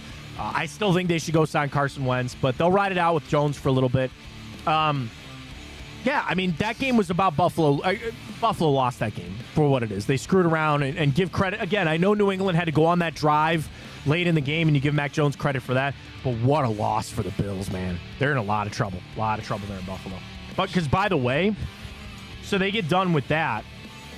Then they face Tampa on the short week on Thursday Night Football. Tampa coming off a loss that we will get to. Then then after that, they're at Cincinnati. Then they still have the Broncos, the Jets. Bro, they have a stretch starting in Thanksgiving. Eagles, Chiefs, Cowboys, Chargers. 4 games in a row. They got a short time to get things right there in Buffalo. Gut reaction right now. Are you fading the Bills Thursday night? Yes or no? Don't even look at the line. Don't think anything. Just are you fading them Thursday night? It's against Tampa? Tampa. Nah, I'll still rock with that. Shout out Mike Gesicki with a beautiful game-winning gritty. But anyway. A lot of tight end touchdowns yesterday on National Tight End Day. Gesicki, 2 for Andrews. Goddard got 1. Kelsey got 1. Good day for the tight end. Alrighty, well, the Giants got their second victory of the year. They beat the Commanders 14-7, a pretty gross game there. But Tyrod Taylor, his last 6 victories have come with 5 different teams. Saquon Barkley is still damn good. Like, I said that. He said he wants to stay there. This is about doom for Daniel Jones. Because you realize, and granted, Tyrod Taylor didn't have an amazing game. But it just kind of tells you, like, when you just get the hell out of the way, get the ball to Darren Waller, which they did. Get the ball to Saquon Barkley. Now, they don't have a lot of offensive weapons there, but I think they have enough. The Commanders, I think, are fake. I think they're Fugazi. They're going to lose out, or they're going to lose more games. They'll still miss the playoffs. But I was happy. That was one of the wins I had over the weekend. I just felt like the Giants. I don't trust the Commanders at all. They're only 2-5. Giants aren't going anywhere. Alrighty, well, a dismantling of a 5-1 Detroit team took place in Baltimore. The Ravens get the victory 38-6. Lamar Jackson with another 4 total touchdown game for him, and Mark Andrews 2 touchdowns on National Tight End Day. That screams of be afraid of what Baltimore can be. 357 through the air. 357 yards through the air for Lamar Jackson. Detroit got smoked. And I watched a little of the start of that game. They had nothing working for them. Goff threw it 53 times in that game. They lost David Montgomery, so they're going to have to turn it over to Jahmyr Gibbs. That's fine. Still have Amon-Ra St. Brown. That game was truly just like Baltimore. They had a mission, and they executed. That's scary for the rest of the division. That's scary for the rest of the AFC. If Baltimore plays like they did yesterday, they will be an AFC championship game. There's no doubt about that. People always say, oh, you can't put it all on Lamar. Dude, he threw for 357 yards on only 27 attempts. 27 attempts. Mark Andrews still damn good. That was a big one there for Baltimore, it was. Alrighty, well, the Bears pick up their second victory as well on the year. They beat the Raiders 30-12. Tyson Bagent gets his first career win, and Deonta Foreman, a great game for him. 89 yards and 2 touchdowns. What the hell is Josh McDaniels doing? Seriously. And they benched Hoyer to go to Aiden O'Connell. You gave Josh... granted, the game got out of hand, I guess, but, you gave Josh Jacobs 11 carries. Again, like with New York, how does that apply to Justin Fields? Does Chicago sit there? And again, it's Tyson Bagent. It's a Division II guy, okay? Don't tell his dad anything. His dad's a world champion arm wrestler. I don't want his dad to come down here and squash me. But it's Tyson Bagent. Great job. Good win. But do you watch games like that as the Chicago Bears and go, yeah, if Justin Fields would just I don't, how do you apply that? When you have a quarterback that's iffy and you get a win without them, how do you apply it? Really, I just think it's because the Raiders are butt. I just think the Raiders are butt. And Devontae Adams comes out and he says his words are getting misconstrued or all that kind of stuff. Then what do? They just feed him the ball. 12 targets, 7 receptions. The Raiders should not be as bad as they are. And I think it's Josh McDaniels. He'll be fired at the end of the year. I feel pretty confident if he makes it to the end of the year. That's dude, you lost to a D2 quarterback yesterday. I'm surprised Mark Davis hasn't made it. And now, granted, they're on the West, or they're in Vegas, so they're out there. They wake up this morning and go, yeah, we're done with Josh McDaniels. That's it. No, he's not there. Where's Jack Del Rio? He's a DC somewhere. Oh, Washington. He's in Washington. Sorry. And Josh McDaniels on thin ice. I don't think it's going to work out. Already, well, the Falcons in a very interesting game. It shouldn't have been a game 16-13. They improved to 4-3 on the year. That's kind of the NFC South battle right there. And Bucks coming off a bye. Were they coming off the bye? No, they had a loss last. I think the Bucks are starting to fall down. Give the Falcons a little credit. Now everybody's screaming up Bijan Robinson, and they didn't give him the ball at all. You still won. You still won the game. They're starting to throw to Kyle Pitts, which is nice. Starting to get it to Drake London. Kind of a poopy game. It's called for what it is. Kind of a bad game. I kind of think 2 bad teams, but give the Falcons credit for a win there. Baker, we'll see.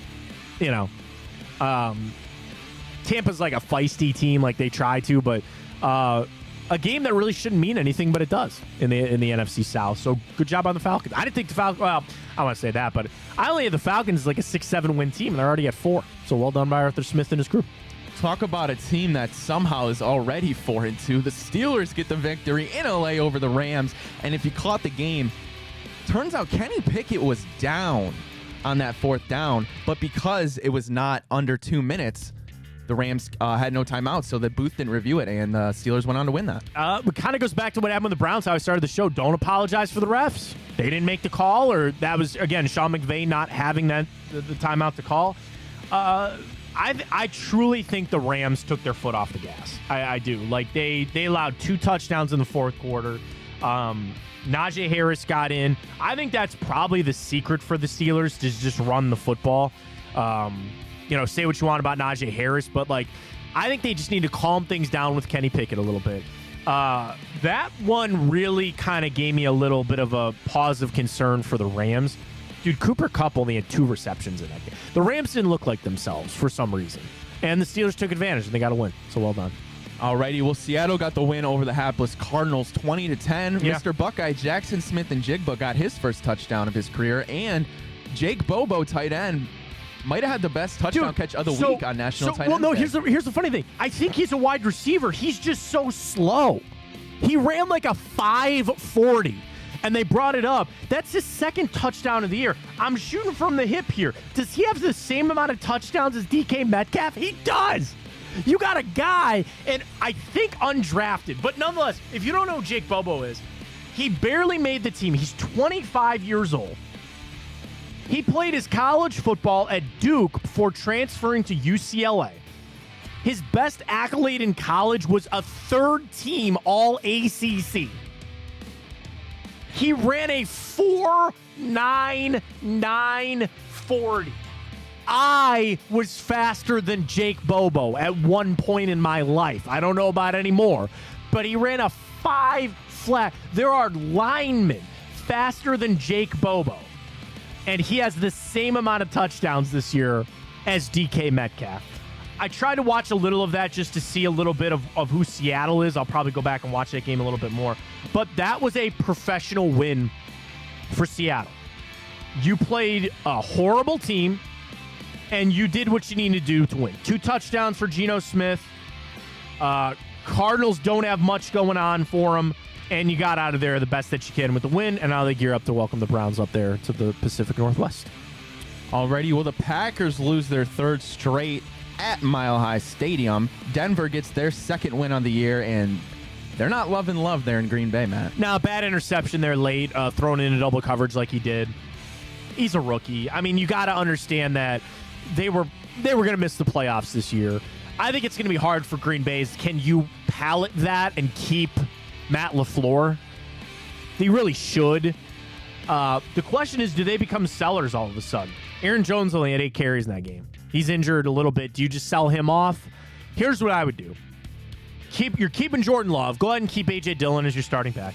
I'd sell off Aaron Jones and try to get a piece and just kind of build for next year. I think you have something with Christian Watson. I think Romeo Doubs is fine. But I think the rebuild, it's time for there in Green Bay. They try to keep it afloat with Jordan Love. He's a rookie. He's going to make these mistakes. What do you expect? For Denver, they do just enough to keep the Wolves off, I guess. They're still 2-5. They're still crap. And Sean Payton, I don't think, is still very good. But I guess good job by Denver. Alrighty, well, the Chiefs improved to the best record in the NFL at 6-1. They beat the Chargers 31-17. Patrick Mahomes with a 424-yard, 4-touchdown performance that'll leap him into the no-question frontrunner for the MVP. And Travis Kelce doing Travis Kelce things. 12 catches, 179 yards, and a touchdown. Was it 110 in the first half or something like that for Kelce in front of his lady? Yeah, we all saw the pictures. Good for Bernie. That was pretty cool from Bernie. Hanging out with T Swift. There you go. I saw a great one. They go, hey, look, the GOAT. It's the GOAT hanging out with Taylor Swift. There you go. I think the Chargers are a little fake. They don't play well in these games. Did you see the record going into, by the way, because they had the graphic up between Herbert and Mahomes? Mahomes owns them. They just didn't have enough firepower for that game. And they're just unstoppable. And they mentioned it on the broadcast. Romo mentioned it a couple of times. They go into these games saying stop Mahomes and stop Travis Kelce. You know what they can't do? Stop Patrick Mahomes and stop Travis Kelce. Nobody can. It's how great they are. Backyard football, no real designs on the plays. It's fun to watch. It is a lot of fun to watch them play.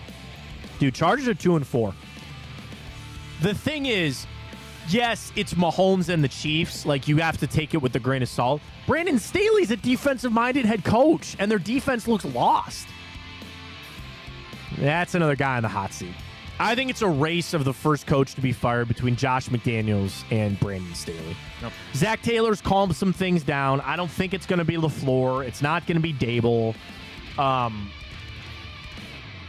Really, the front runner's got to be Brandon Staley. It has to be. So, Chargers, what do they got? And the thing is, with watching Austin Eckler, because he had the ankle injury, he had to leave the game a little bit. There's no excuse. You ran for $139. You threw for $259. How do you only put up 17 points? You have, Josh Palmer has become He's ascended. Why are they not throwing the ball to Keenan Allen? Like, Keenan Allen had 4 receptions on 9 targets. They have offensive players. I know they lost Mike Williams, but again, here comes Josh Palmer. Start throwing to Quentin Johnston a little bit.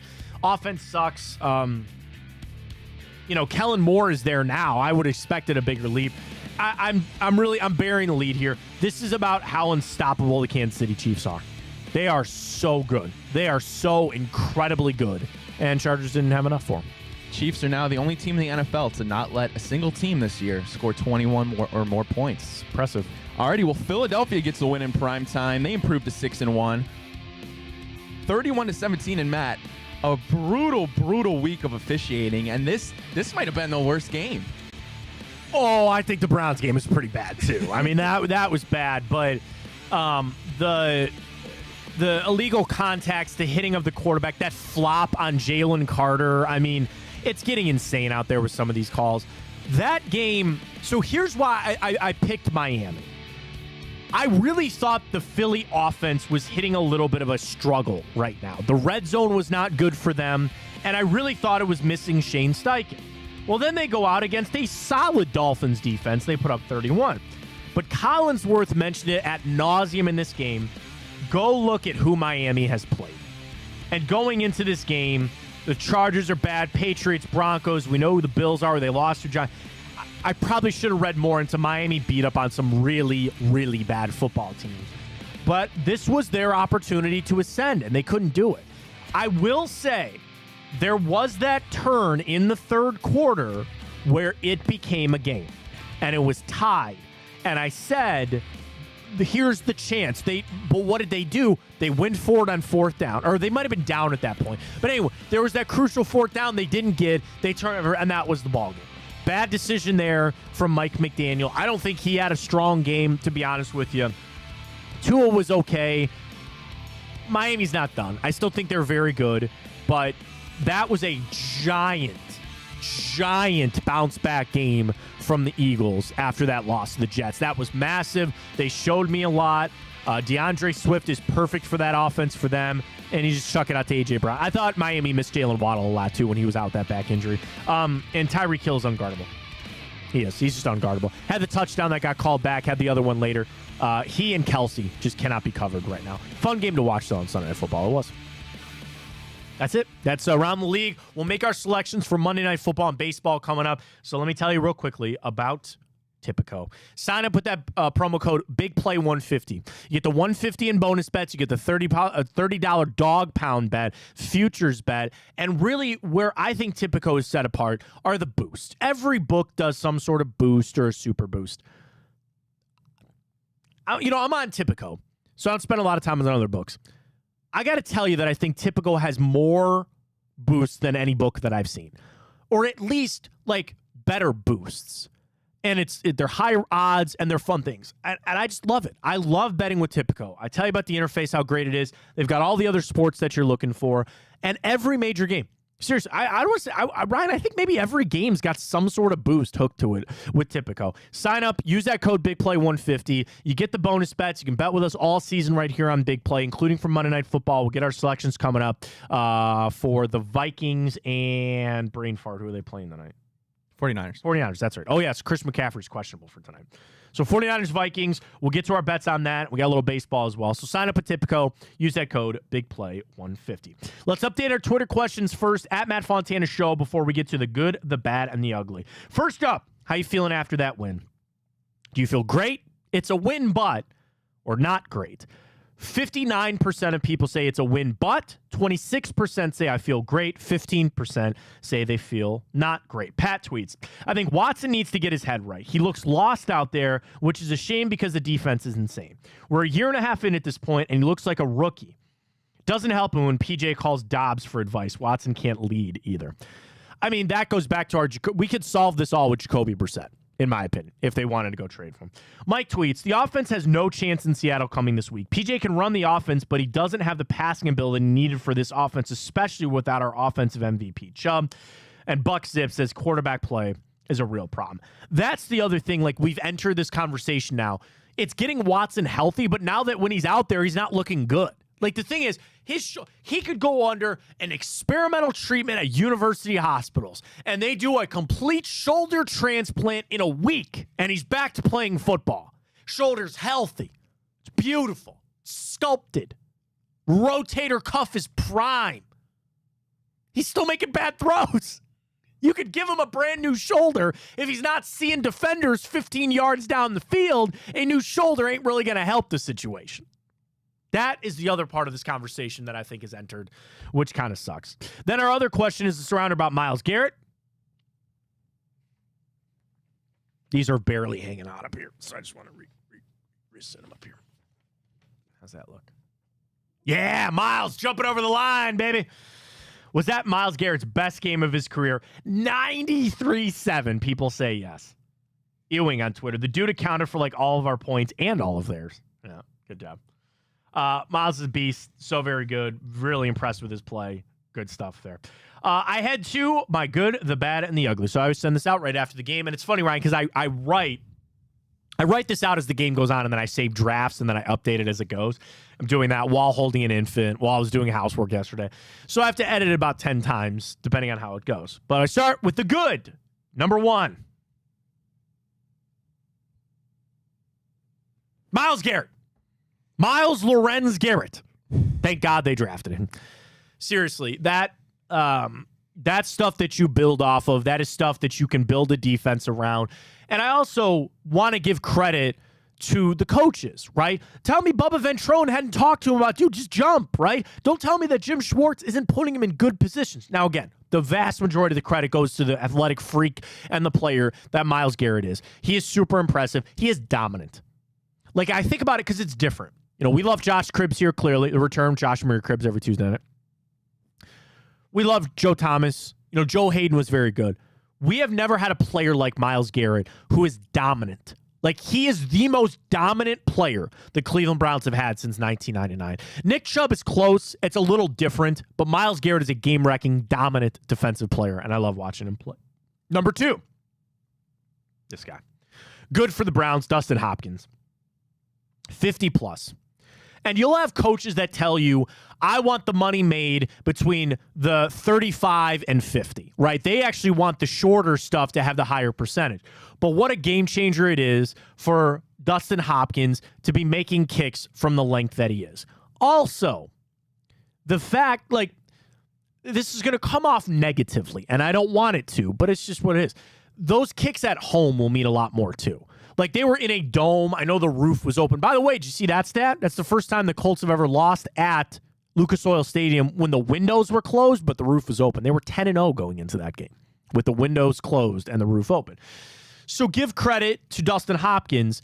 I believe this. This is positivity from me. I want to see those kicks start to transfer over to the lake now. I want to see those start to come back home and I believe they will. I truly do.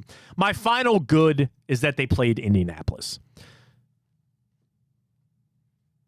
I think a better team, you might not have won that game. And I'm not trying to qualify the win, and I'm not trying to discredit the win. But Indianapolis made some mistakes. Whether that was truly DPI, it was an uncatchable pass. I do think that was illegal contact in the end zone. That I'm sure of. The other one, not so much. But they hurt themselves with penalties as much as the Browns hurt themselves. Gardner Minshew took some sacks. Like, thank goodness it was Indy. To the bad, and I could spin this to be a positive, the defense took some medicine. That's true. Okay? But if they can use that to respond the right way and maybe fix some things up that they had go wrong for them, then that is overall a good thing. And that's where I would never write that the defense was horrible. Like, watching Myles play yesterday, you can't say the defense was horrible. Now, you want to get critical because we gave up 38 points to Gardner Minshew and the Indianapolis Colts. Sure, fine. But there was the man coverage broken play from Michael Pittman. You're going to play man coverage. Sometimes that will happen, right? The medicine is meant to make you better. That's the whole point of when I say taking medicine. It sucks when you take it. It tastes bad. But overall, it's for your better well-being. That's what I think happened with the Browns. It sucked to take some of the plays that they did. You didn't like it, but I think overall it's going to help them, and it's going to make them better. So that was first on my bad for the Cleveland Browns. Next up, the end of the game play calling. And I went on this rant earlier about I don't understand people that want to fire Kevin Stefanski, and I'm not going to fire Kevin Stefanski. I think he's a good coach. I didn't like the flip to David Njoku. That play just gives me PTSD. I hate it. I don't like it. I've seen it get screwed up. I've seen that pass get intercepted, Ryan. As stupid as it is. And yes, it hit Njoku in the face mask. He could have scored a touchdown. It was maybe a good play call, but it wasn't the right situational call. What if Njoku caught it, took a step, and dropped it? That's a fumble. Just run it. And they did. And I want to give credit where credit is due. They ran the football with Kareem Hunt and they scored a touchdown. But there was some situational stuff that I just was not a big fan of there. The Jerome Ford injury. Now, it was the ankle. He missed the rest of the game. That run tied his career long with that 69 nice yard touchdown run. That sucks because you just can't afford to lose any more backs. But I like what I saw of Kareem Hunt. I ran out of characters, Ryan, but I would put Kareem Hunt in the good. I felt like Kareem Hunt ran strong, ran hard. But you like it. I really like that balance of Ford and Hunt. The run game in general really kind of got stuffed yesterday from time to time. I want to pull this up so I have the numbers, okay? So the Browns averaged 4.5 yards per carry. You had the 69-yard touchdown run, which I think was a famous Butch Davis line. I think it was Butch. And Jamal Lewis torched us for a game. Not even, I don't know, that record game, something like that. And he said something, well, if you just take away that 70-yard touchdown run, it wasn't that bad. It's like, okay, well, ifs and buts, candies and nuts. So let me do this real quick. If you take away the Browns' 69-yard touchdown run, 81 yards, that's only a 2.5 average. If you take away the 69-yard run, Browns only ran for 2.5 yards yesterday. That's not going to cut it. That's not going to be good enough.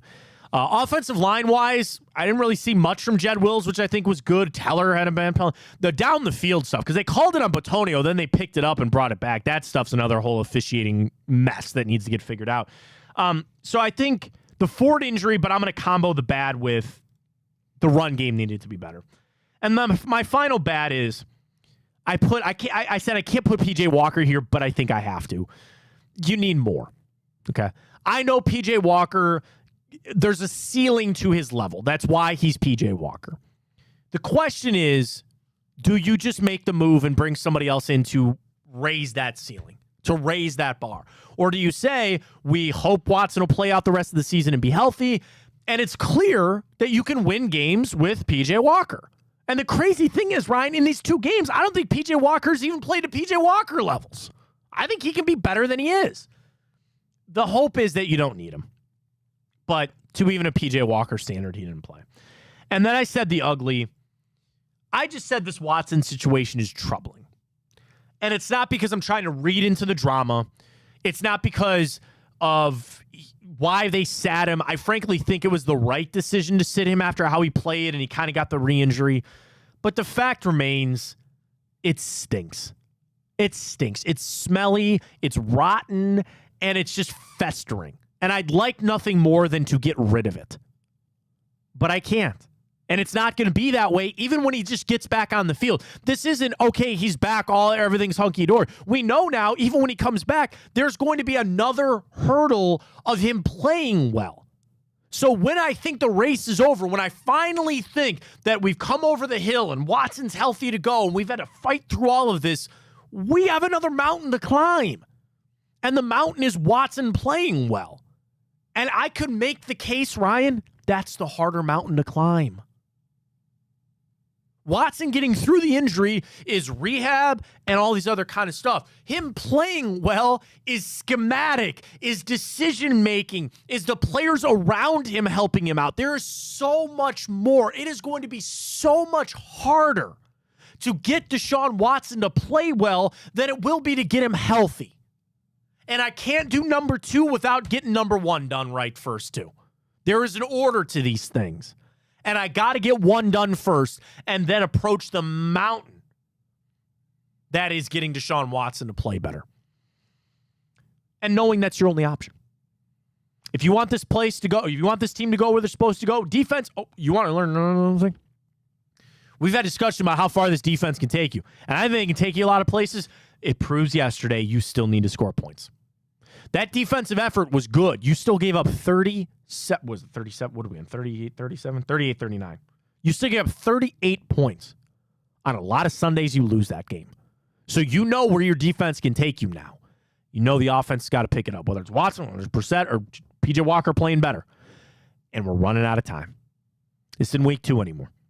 We are running out of time with what the Cleveland Browns want to do with Deshaun Watson.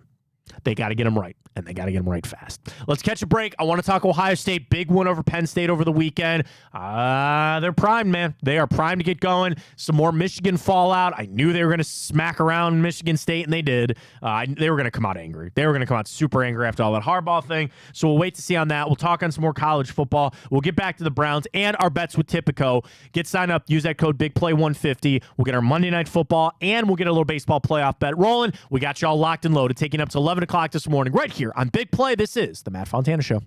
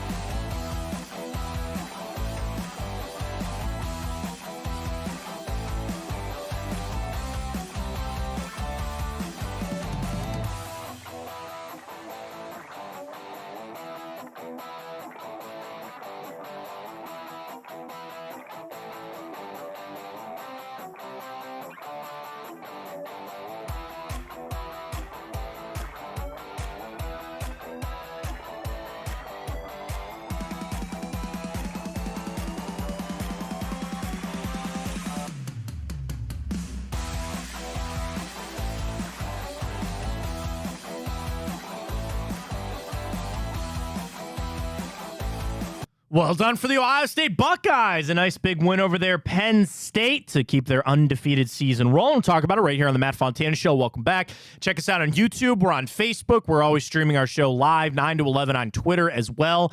Follow us on Instagram for all the reels and all the fun parts right there, at Matt Fontana Show, or just follow Big Play. We're all there. And, of course, streaming on the iHeart app. Download it and search Big Play.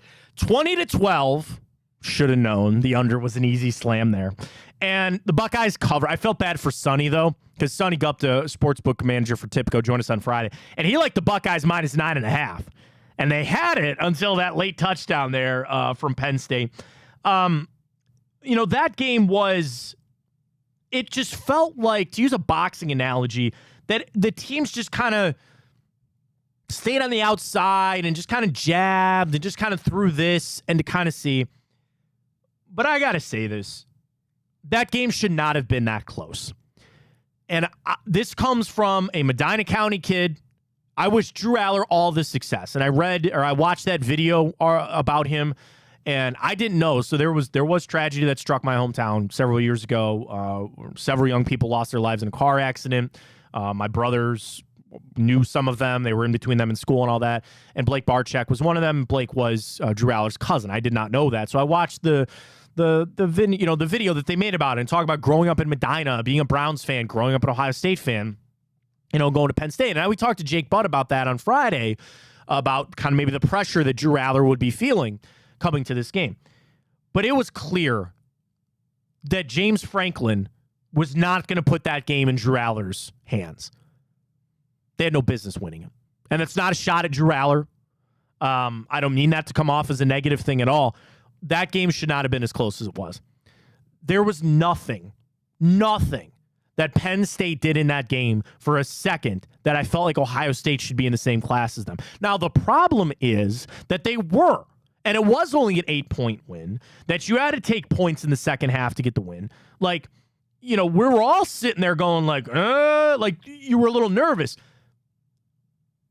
I felt worse about Ohio State coming out of that game, Ryan. I felt worse about Ohio State after that game because it's not that they necessarily played down to Penn State's standard. It's just you should have just smashed them into oblivion. And yeah, they were undefeated. They were the number 7 team, or no, really 6. They dropped down to 7, whatever. Like, go look at their schedule, okay? And that was my biggest reason why I felt really good about Ohio State covering that game. Penn State had played nobody. And you want to say all Ohio State had was Notre Dame? Sure, fine, okay. Penn State didn't even have that. And they just looked like a team. Ohio State should have been in a completely different class. And I don't know what it was. I don't know if they were playing down to their opponent, if they were just playing to not turn the football over. Maybe it's something about Kyle McCord. There was a lot of discussion about not going forward on 4th down or taking a knee at the end of the first half when you had timeouts and you didn't want to let Kyle McCord try to air it out. Missing Travion Henderson wasn't great. Mayan Williams was still running hard. Marvin Harrison is an alien. He is absolutely insane. That catch that he made on that pass interference down at the goal line. Oh, God. Just play that clip for all the NFL scouts. That's all they need to see. Marvin Harrison is super impressive. So am I wrong for that, right? Am I wrong for coming out of that game that Ohio State won, they remain undefeated, and say, I feel a little worse about Ohio State, to be honest with you? Yeah, it's an interesting flip and dynamic when you look at last year, right? I don't think it was a much of a debate that their offense was stronger than the defense with C.J. Stroud, obviously, who's now having a great start to his career in the NFL. But now you go into this year, you flip it. Our defense is what has been keeping us in games, and we just limited Penn State. And obviously, Drew Aller, 19 years old, by the way, which just, like you said, I wish all the future. I do. I wish him nothing but success, man. But it's been interesting. And then when you look at Ohio State, there's still so many questions, but one of the questions that there isn't is they do have the best resume in college football right now. Yeah, and they vault up to 3. Michigan's going to stay up there. Obviously, there's no reason for Georgia, and it's kind of laying out that way. Georgia's going to make it. Ohio State, Michigan will come down to that. We know Michigan, J.J. McCarthy's making a statement for his Heisman candidacy and all that kind of stuff, but still, I was underwhelmed there with Ohio State. Now, the problem is, I don't know if I'm actually going to be able to fix that. Like, okay, Camp Randall's always a tough place to play. Upset alert, be ready for Sunday or Saturday. You're at Camp Randall, it's a night game.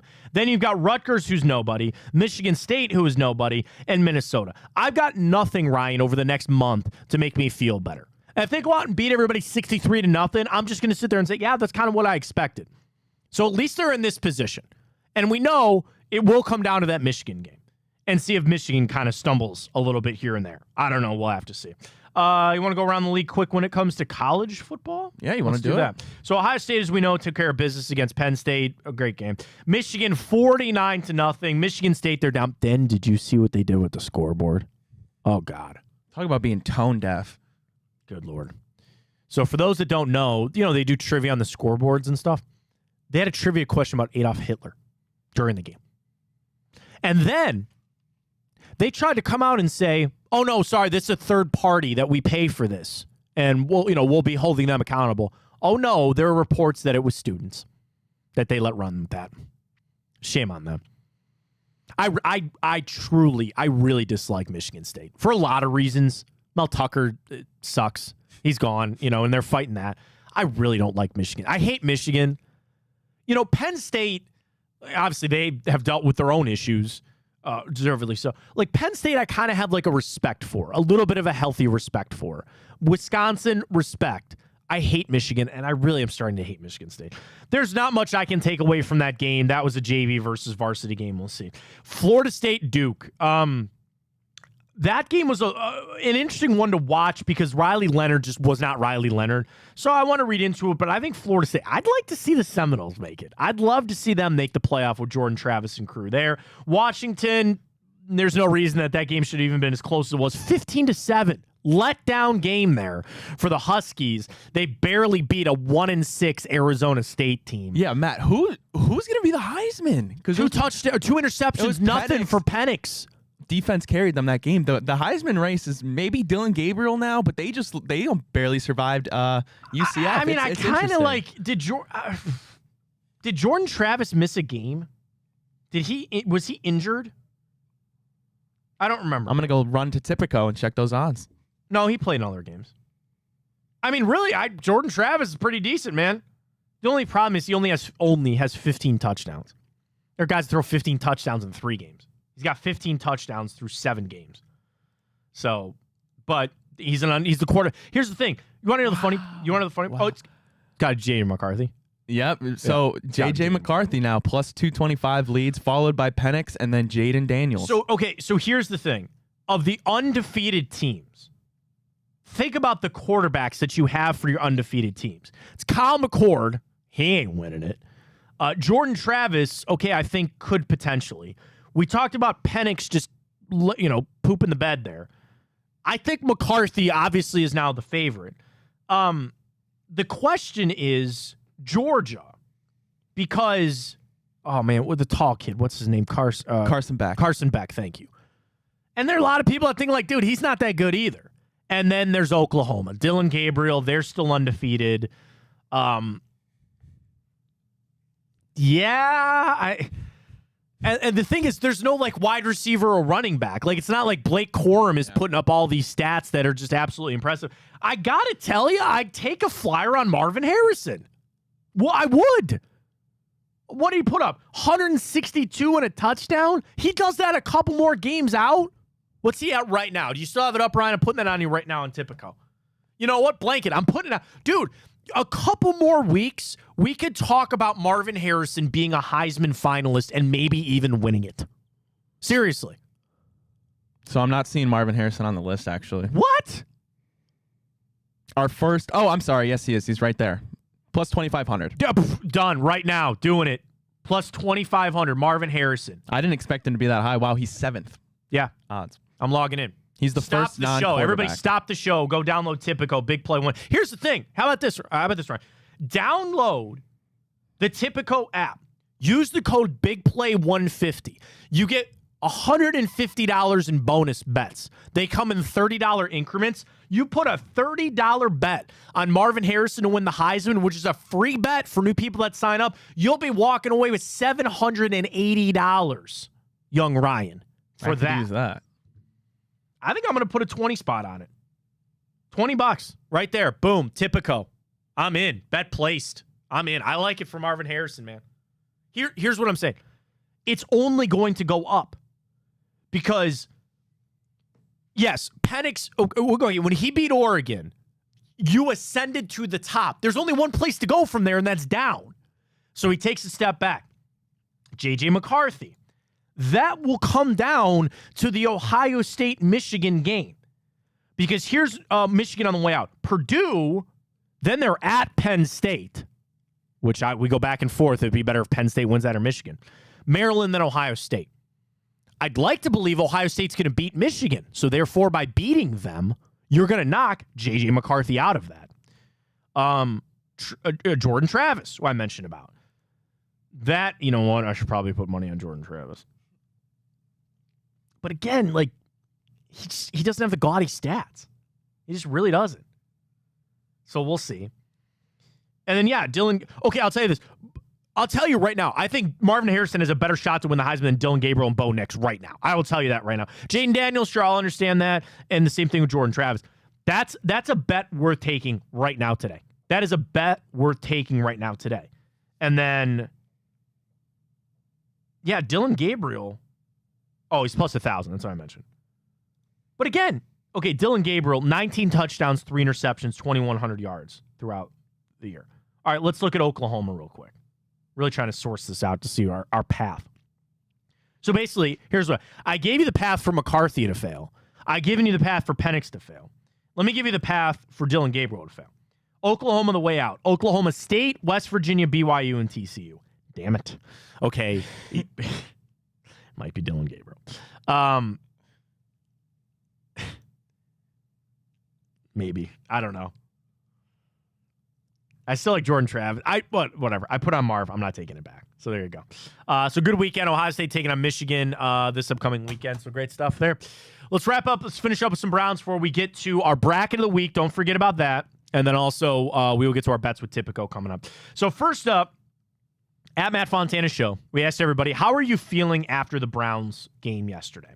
I feel great. It's a win, but or not great. Still about 60%. It's a win, but 25%. I feel great. 15% say they don't feel great. Today, we're going to hear from Stefanski later. That will probably be Watson's back into the rehab. I don't know if he'll say anything definitive because, Ryan, he said something definitive yesterday. Did he not? When he said, oh, yeah, he's going to play this weekend. What did you make of Stefanski saying that right after the game?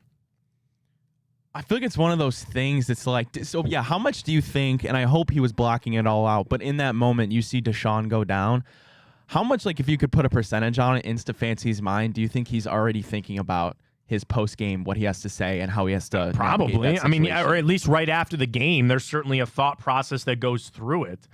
Yeah, man, I think like that definitive statement right after the game, it almost sounded like an ultimatum. Like, you're going to play. We'll see how the week goes. I'm not expecting... Here's the thing. We're not going to know anything till Wednesday. Really, till Wednesday afternoon. So we're going to have to chill today. We're going to have to chill tomorrow on their off day and kind of see where it goes. The biggest question that I know will be asked today, did Watson further injure his shoulder? And I can almost guarantee you they're going to say no. And then they're going to ask, well, why was he kept out? And they'll say that, and they'll kind of go back and forth. So I'm not saying today's not a big day for the Browns, but... it's just kind of moving forward. And I think we need to prepare ourselves, maybe that this is just how it's going to go each and every week. We start the week, he's a little banged up. We're going to try to fight through it, and we'll see if he can go Sunday. That's a bad world to live in. Like, it's not a world that I want to live in at all, but that's unfortunately what we're going to have to do with this injury, unless, again, they go make a trade for a Jacoby Brissett, or they go try to find somebody else, and then they just say, like, we're turning over to this guy. So we'll have to see. All right, let's get to our typical bets. Let's start with Monday Night Football tonight. 7.5 point spread, and actually down to 7 now. Vikings, 49ers. It's in Minnesota. McCaffrey questionable. Debo out, and I think I saw Trent Williams out, if I'm not mistaken, for the San Francisco 49ers, as they travel to take the Kirk Cousins-led 2-4 Minnesota Vikings. Of course, San Francisco 1-5, coming off a loss. Who was that against? Oh, yeah, that's right. Started at 7.5. It's down to 7. Public money on this is massive.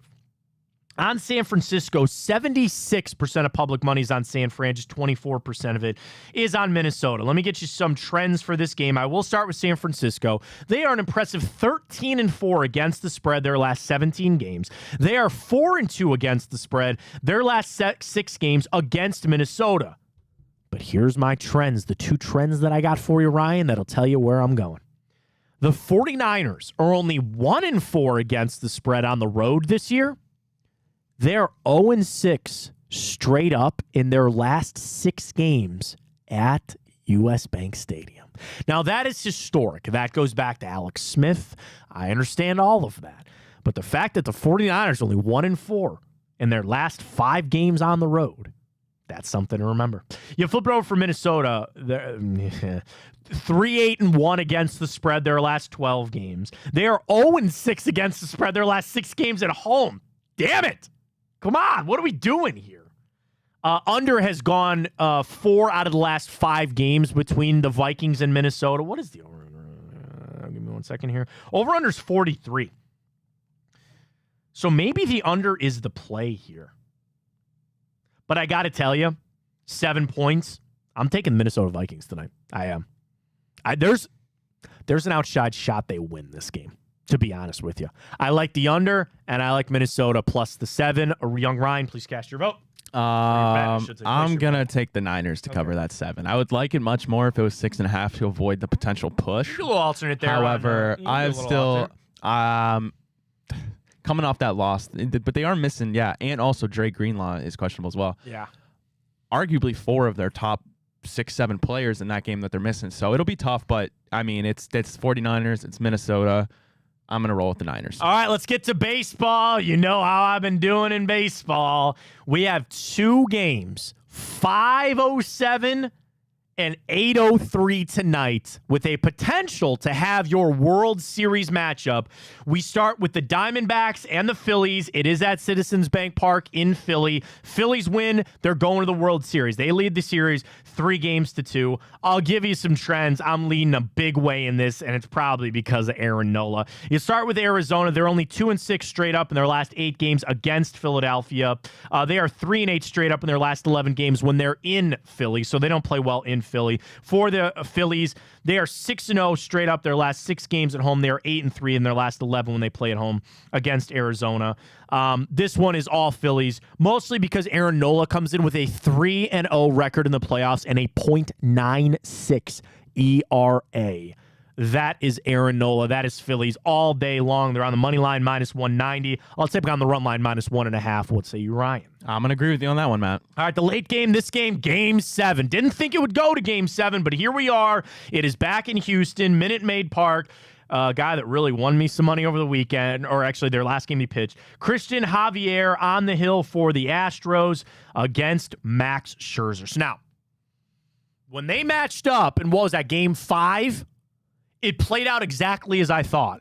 Scherzer got smoked because it was his first game back. Do you believe that he can fix that going into tonight? Christian Javier had a no-hitter going for, 5 innings of that game. I hate to say it, the Astros are going to win this game. And, it's Houston. I think Max Scherzer's good, but coming off the injury like he did, they faced both these pitchers just a little bit ago. Houston's the favorite at -130. I might do a little parlay action here. I might do Phillies -1.5, and I might do Houston just on the money line for our picks tonight. What do you like, Houston or the Rangers? I think Houston's gonna win, but it's dirty. I hate it. I hate the Stros. I really do. I just don't see them losing a Game 7 like this. We shall see. All right, great stuff today. Appreciate everybody joining us here on a Victory Monday. Don't forget, big play. We're not going anywhere. Coming up at 12 o'clock, it's Chico to continue Victory Monday. He'll be on YouTube. He'll be on Twitter. He'll be on the iHeart app, as always, streaming. And then you can check us out across all the social media platforms as well. And then tonight, it's the Reflog Show. Tomorrow, Josh and Maria Cribbs. Drennan's on Thursday. When's Ted coming in to do his show? When does he do his show? That'll be tomorrow as well. Tomorrow. Okay, it's tomorrow for that. Don't forget about Big Play, Big Bets. That's on Fridays. They recorded on Fridays with Nick, Dave, and Ted Ginn Jr. joining that show. Then it replays on Sunday as well. So we got everything that you need, as always, right here on Big Play. How you want it, when you want it, and where you want it. Great Victory Monday to everybody. Enjoy the hell out of the rest of your day. Go Vikings. Get that cover. I'm taking the Phillies. Taking the Stros. Enjoy a hell of a night for sports. Sit back and enjoy it. We'll talk to everybody on a Tuesday edition of the Matt Fontana Show. For Ryan Tyler, I am Matt Fontana, and as always... Wait, Matt. The bracket! Oh my God, the bracket! Follow me at Matt Fontana 83. I forgot. New bracket this week. It's your favorite Halloween character. Michael Myers, Jack Skellington, Saw, all of it. I can't believe I forgot. It's so brand new. At Matt Fontana 83. Follow. I'll send it out. We'll do it. Brackets come tomorrow. Bye.